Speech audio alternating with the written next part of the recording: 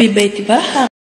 أعوذ بالله من الشيطان الرجيم. بسم الله الرحمن الرحيم والصلاة والسلام على رسول الله مولانا برهام moom lañ baaxoo woon di def te mooy saa su ne ñu jël dars ci téere Mawlana Cheikh al Islam fi nga xamante ne mooy Seyrul Qalb.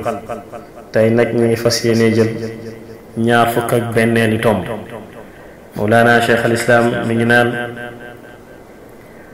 uxaatibuhu bilmadxi wa huwa bi taybatin wa inni ara albayt alatiq almuharrama. I communicate with him through my poems while I am in front of the oldest home, and that is blessed. Je communique avec lui à travers mes poèmes, alors que je suis en face de la chambre la plus ancienne et qui est bénie.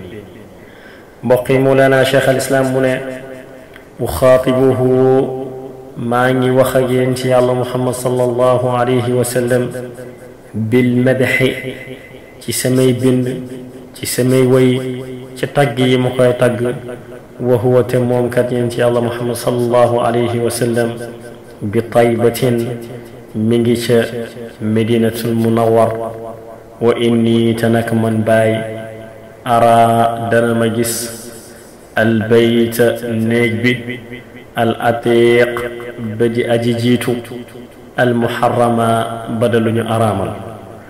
mbokk yi Mawlana Cheikh al Islam mu ne man baay maa ngi nii ci tagg yenent bi di wax ak moom te moom yenent bi sallallahu alayhi wa sallam mi ngi ca Medinatul Munawwar waaye man baay maa ngi nii jaakaarloo kaaba gi nekk ci bërëb bi nga xamante ne mooy bërëb bu sell bi. mbokk yi ñu ngi leen di santaan di leen gërëm di leen wax wa axiru daawana an alhamdulillahi rabbil alamin. jërë ngeen jëf.